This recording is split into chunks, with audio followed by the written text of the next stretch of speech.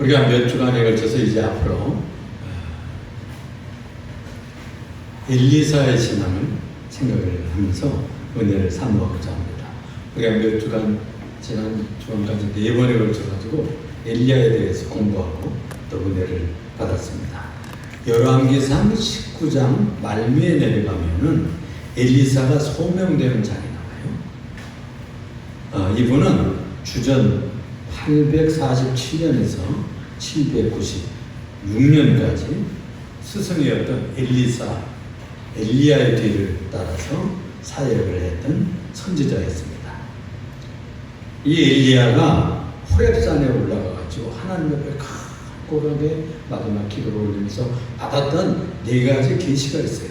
그 중에 3번째 계시가 뭐냐 하면은 너는 사밧의 아들을 찾아가서 그에게 기름을 부어 네 뒤를 따라서 선지자가 되게 하라, 이런 명령을 받았었거든요.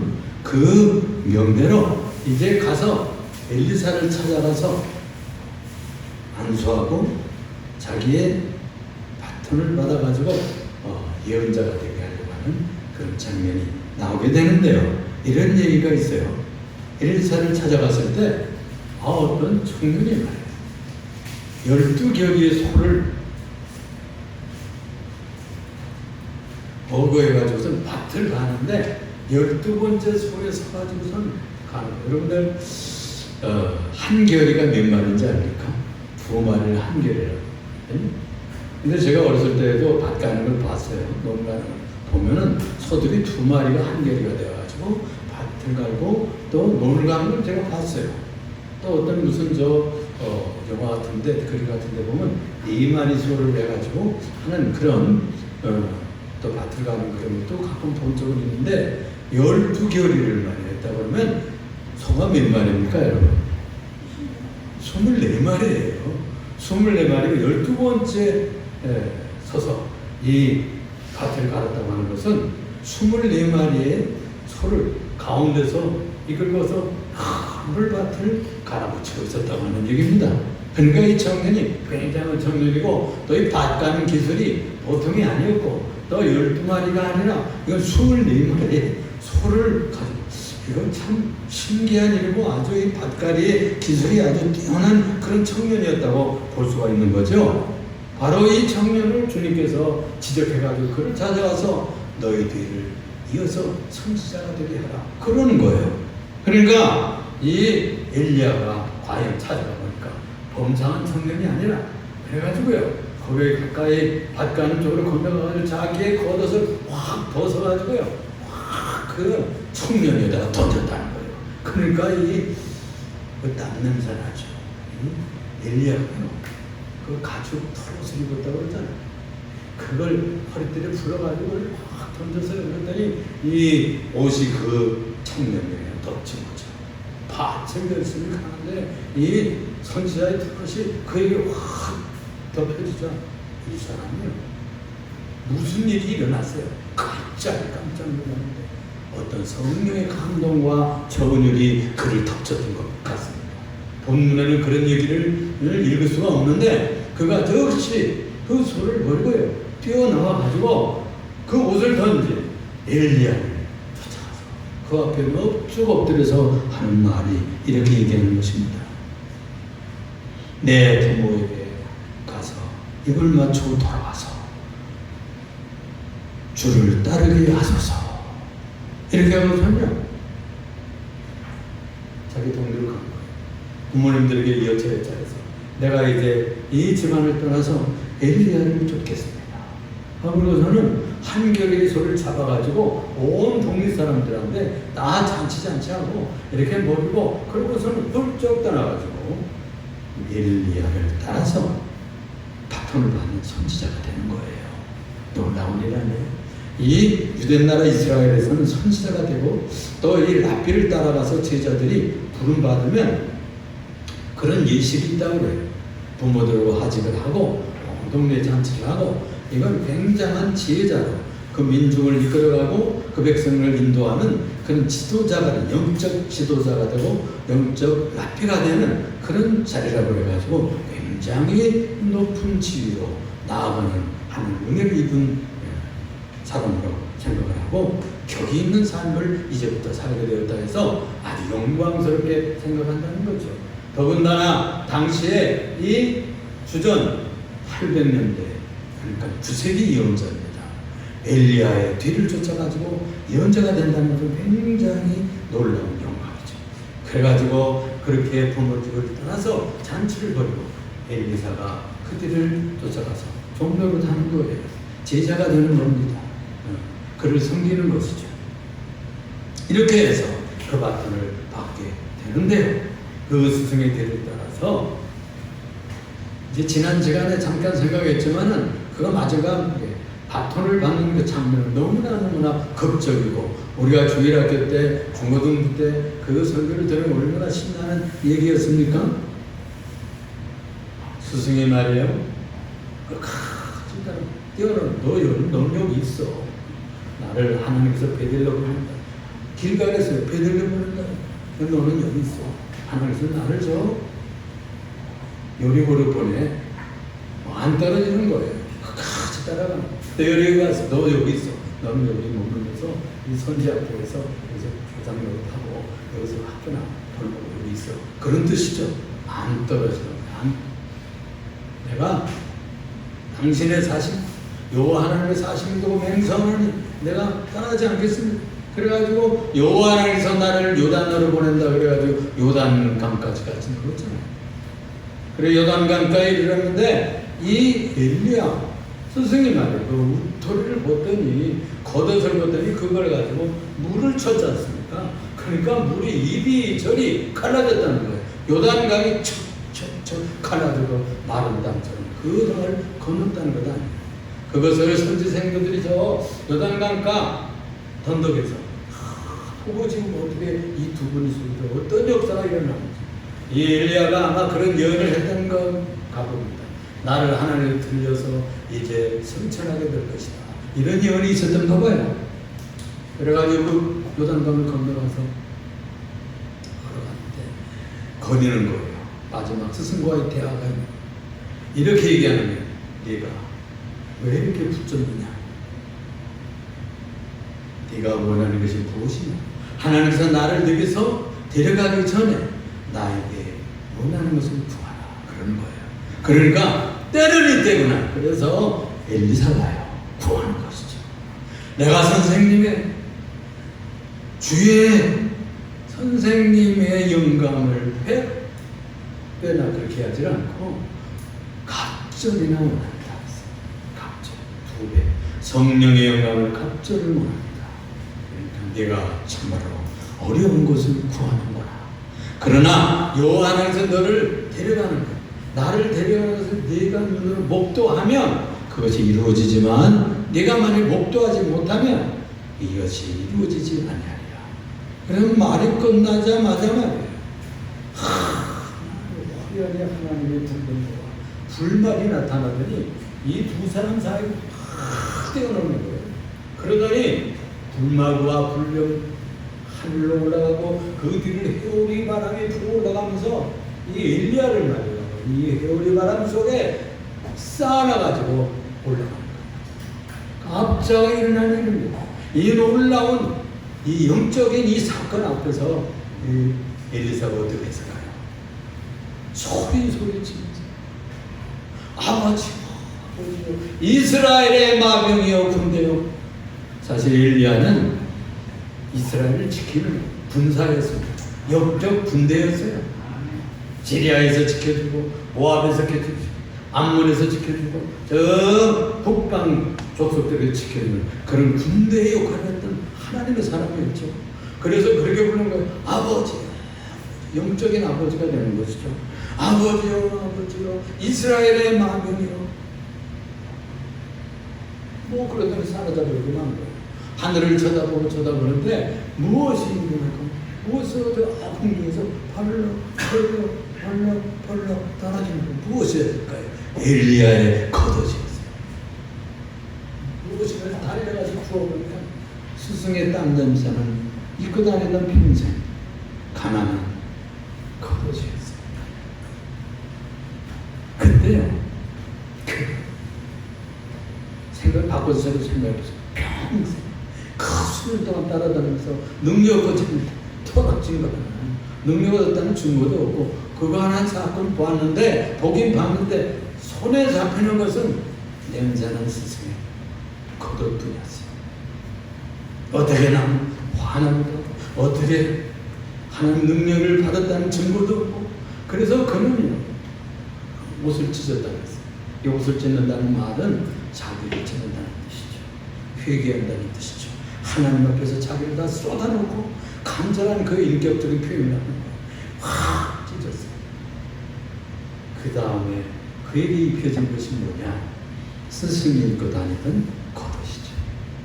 그것을 들고 돌아오게 되는 거예요. 요단강 건너편에서 스승이 하듯이 그 옷을 말아 든 거예요. 이렇게 했다는 거예요.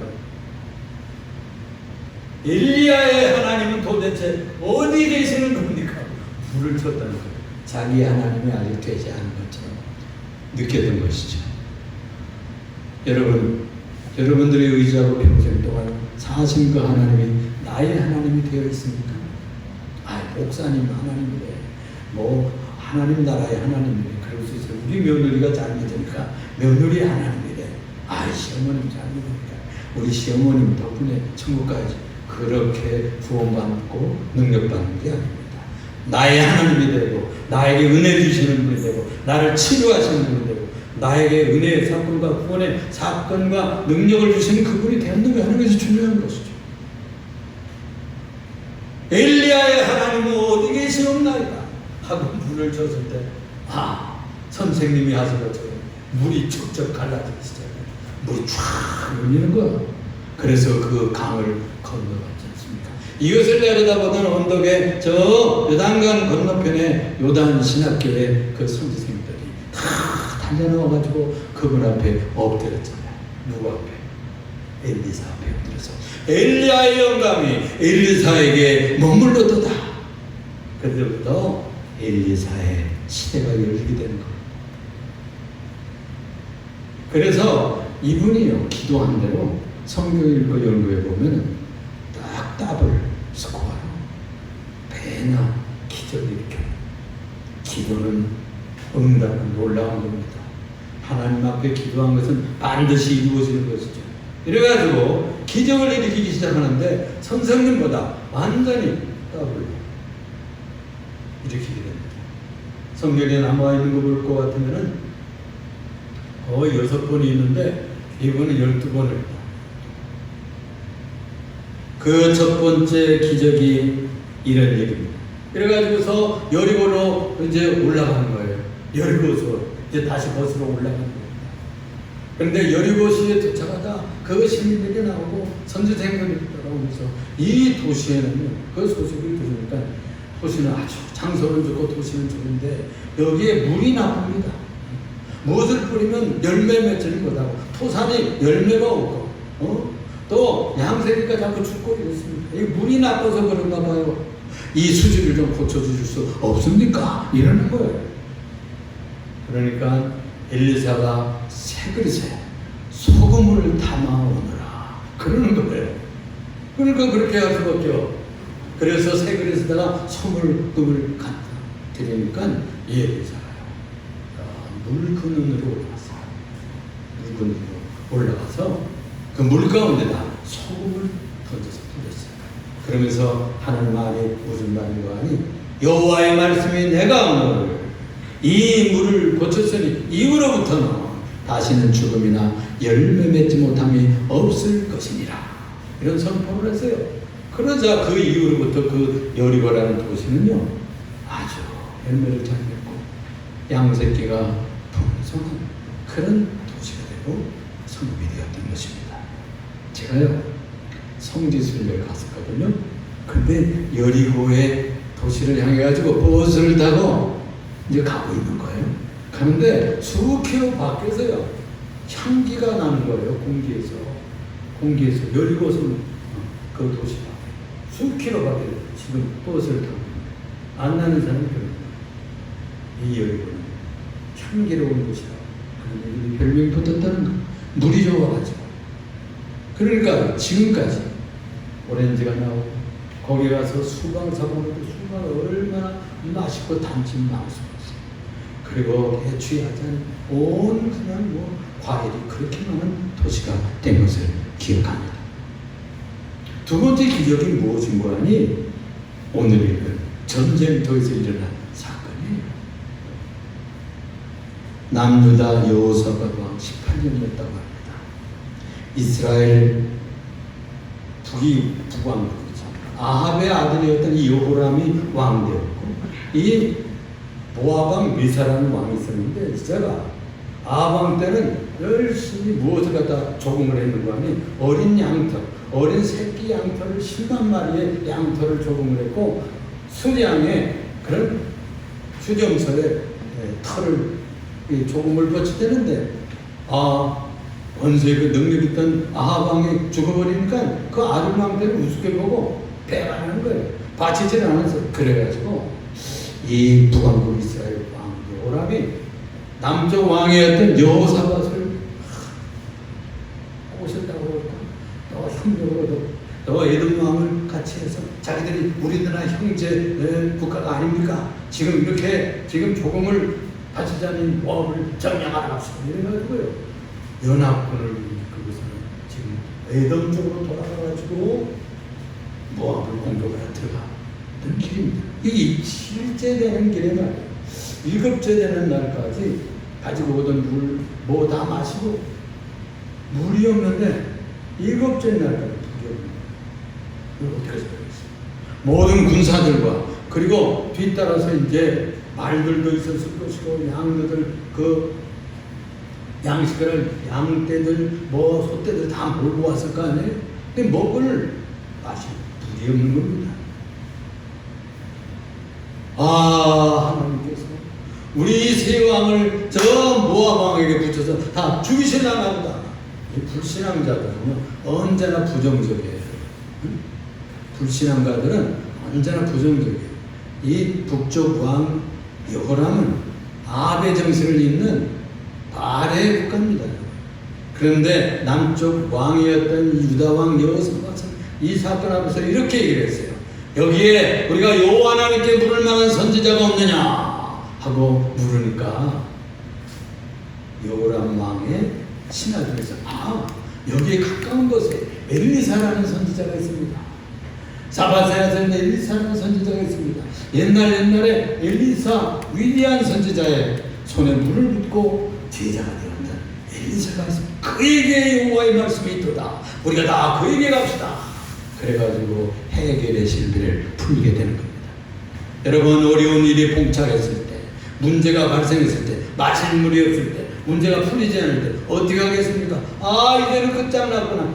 암만 애걸복걸 절통하고 그런 부정적인 사고 속에 빠지면 해결점이 없습니다. 그런데 믿음의 사람 여호사밧 왕은 위대한 아주 굉장한 믿음의 사람이었어요. 그래서 이 문제를 어디로 가져가는 겁니까? 하나님께 가져가는 거죠. 여기서 배울 것이 바로 그거예요. 엄청난 이 세 국가의 군사가 다 망하게 되었고 이제 승전을 앞두고 있는 그때 절망과 좌절 속에 떨어졌었어요. 이 길에 왔다가 아주 패전하고 망해서 돌아갈 이런 위기에 봉착했을 때 하나님 앞에 나아갔어요. 하나님의 종 앞에 나아갔어요. 세 왕이 들여닥쳤잖아요, 갑자기. 그런데 돌아앉아가지고 쳐다보지도 않는 거예요, 엘리사가. 그러면서 이렇게 얘기하는 거예요. 당신 아버지의 선지자한테 가시지. 당신 어미의 선지자한테 가시지. 왜 나한테 오는 거예요? 내가 만일 여호사밧 왕이 아닌데 당신들 쳐다보지도 않습니다. 이러는 거예요. 얼마나 왕 앞에 당당하고 대단하고. 하나님의 사람들은 담대해요. 주의 종들은 담대해요. 목사만 그래야 됩니까? 하나님의 종들, 성도들은 믿음으로 담대해야 될 줄로 믿습니다. 내가 당신 얼굴을 봐서 그런데 여호사밧 왕의 얼굴을 봐서 검은고 하나를 가져오시기를. 아니 전쟁터에 검은고가 어디 있습니까? 아니 음악단도 아니고 동네도 아니고 카페도 아니고 무슨 여기서 연주기를 가져오라는 거예요? 여러분 오직하면 그러겠어요? 이 완악하고 좋지 못하던 사람들 앞에서 하나님 사람들이 감동받고 은혜받고 예언을 얻으려고는 성령의 감동을 받아야 돼요. 군대는요 못 가져오고 재주 없는 사람들이 없는 것이 군대예요. 군대가 제가 공병 장교 출신이거든요. 재주 군들이 많아요. 군대 가면 없는 게 없어요. 별걸 다 만들어내. 군대에서 검은 그릇하고 악기를 타든 지금으로 말하면 기타 치는 연주자라고 볼 수 있는 거예요. 이거 나올 수 있잖아요. 가족들이 대령을 해가지고 연주가 시작이 됩니다. 찬양을 하고 저 앞에 하나님의 시편을 찬양할 때 이 하나님의 사람 엘리사가 감동을 받아가지고 예언을 하는 거예요. 예언을 하는 거예요. 하나님께서 말씀하시기를 이 골짜기에 개천을 파하였나이다 이러는 거예요. 비도 없고 바람도 없어도 여기에 물이 가득하게 될 것입니다. 군사들도 마시고 또 가축들도 마시고 해발하게 될 것입니다. 뿐만이 아니라 저 아베 군대를 들어가고 여호사밧의 군대가 들어가고 에돔 군대가 들어가서 모압을 다 점령하고 성읍을 무너뜨리고 저 밭들을 다 해치고 다 좋은 나무를 자르고 다 황폐케 하고 승하고 돌아올 것이라고 하는 굉장한 승리의 예언까지 받게 될 거예요. 아니 여러분 샘을 팔아 그러면 모르겠어. 이해가 돼요? 개천을 팔아요. 거기다 또랑처럼 개천을 쭉 하면 뭐 한다는 거예요. 사막에다가 방에다가 물자에다가 골짜기에다 샘을 판다면 이해가 되잖아요. 과학적이고 그건 경험적이고 그러잖아요. 그런데 하나님의 영광은 그렇지 않아요. 하나님의 뜻은 그렇지 않아요. 전혀 다른 방법으로 역사가 일어나게 되는 것이죠. 그래서 하나님께서 시키고 하나님께서 아이디어를 주시고 하나님께서 지혜를 주시면 그렇게 해보아야 돼요. 순종해 나가야 돼요. 하나님의 뜻이 우리들에게 꼽혀 들어올 때 그걸 해나가면 역사가 일어나요. 기적이 일어나요. 그대로 순종했어요. 처음에 뭐 파니까 모래, 돌, 뭐 물이 나오긴 뭘 나오는 거예요. 군대들이 불평하죠. 참호를 팔아보는 군대들이 얼마나 불평합니까? 그런데 그렇게 순종했어요. 그랬더니 그 이튿날 아침에 저해영 쪽에서 지하수가 나요. 지하수가 몰려오는 거 터져가지고 몰려가지고 이 개천처럼 판 냄 같은 이 궁명에 참 그래가지고 짐승들도 마시고 군사들도 먹고 마시고 그들이 충분하게 해결할 수 있었다고 하는 거예요. 놀라운 기적이 일어난 것입니다. 할렐루야. 주님께서 궁금하시면 기적이 일어나는 거예요. 지금 그 사막이에요. 사막에 옛날에 호수가 있던 곳이 있다는 거예요. 무슨 뭐 고비사막, 무슨 사하라사막 이런 데도 다 그 뒤져보면은 옛날에는 다 거기가요 숲이 있고 호수였다는 거예요. 그런데 이 지하수가 이 지구 땅덩이가 다 이렇게 움직인다는 거죠. 지하수가 움직여요. 하나님께서 하시면 지하수의 방향을 바꿀 수 있는 줄로 믿습니다. 그렇게 해서 여러분들에게 그 모자라던 부분들을 치고 그냥 겨우 또랑 하나 팠는데 개천 하나처럼 팠는데 거기에 그냥 하나님의 은혜가 채워지고 은혜가 채워지는 겁니다. 기도하고 순종하면 믿음으로 순종하면 하나님께서 여러분들의 필요한 것을 채워주실 것입니다. 기적이 일어나는 거예요. 하나님의 사람을 통해서 이런 영감의 하나님의 뜻과 비전에 순종할 때 이런 기적을 체험하게 되는 거죠. 그래서 대승리를 하고 있다. 대승리를 했어요. 그러니까 뭐 이제 다 망쳐들게 생겼으니까 이 모압 왕이 무슨 짓을 했는가? 이 왕자를 자기의 큰아들 왕자를 데려다가요 이 철우상 쇠로 만든 우상 그 모스라는 우상인데 이러고 있어요. 이거 이 다 텅 비었어요. 거기다 불을 떼가지고 이 철 큰 우상 거기다 불을 떼면 이게 어떻게 했어요? 뜨끈뜨끈하게 되잖아요. 이 손 위에다가 자기 왕자 큰아들을 갖다가 제사를 드렸다는 거예요. 헐렁이는 소리를 지면서 이렇게 태워지. 얼마나 생명을 경시하는 폐괴한 악한 종교입니까? 생명을 무시하고 생명을 천시하는 종교들은 우상 종교예요. 그래가지고 이거 광경을 보고 너무나 민망해서 너무나 기가 막혀서 이 세월을 가자. 그래다 마땅히 대승리 있으니까 와도 되잖아요. 세 번째 한 가지 더 기적이 어떤 가정일입니다. 한 가정에 주부가 왔어요. 청소한 과부가 왔어요. 두 아들 데리고 사는 과부가 와가지고 이렇게 요사하는 거예요. 주여, 엘리사를 찾아와가지고 당신도 아시거니와 내 남편이 얼마나 충성하고 얼마나 충성하는 선지생도 있지 않습니까? 여호와를 경외해야 되는데 그만 소천해버리고 말았습니다. 그런데 우리가 빚을 졌는데 우리 사람한테 빚을 졌겠죠. 뭐 옛날이나 요즘이나 신학생들이 선지생들이 무슨 뭐 돈을 벌겠어요. 그러니까 빚을 얻다가 학자금을 냈는지 아이들이 또 부인하고 모르려고 빚을 얻다 이렇게 살렸나 봐요. 그런데 남편이 떨어져 죽으니 모든 희망이 끊어지고 이 고통이 뽑혀지니 이 일을 어찌하면 좋겠습니까? 그래가지고 이 문제를 해결하면 그러니까 1, 2, 4, 5 그랬어요. 참 기가 막힌 문제라. 기가 막힌 문제라. 내가 너에게 어찌하면 좋겠냐. 그러면서 하는 말이 내 집에 무엇이 있느냐 그랬어요. 그러니까 내 집에는 아무것도 없고 그저 기름 한 종지지 남은 거예요. 이러면서 옷을 하는 그래? 그러면은 이제 동네방네 다니면서 그릇을 빌려라 그러는 거예요. 있는 대로 조금 빌리지 말고 많이 빌려라. 그러면은 많이 빌려서 너희 방에 들어가서 문을 닫고 들어가서 그 기름을 채우라고. 그래가지고 순종했습니다. 동네방네 다 다른 그릇을 빌려가지고요.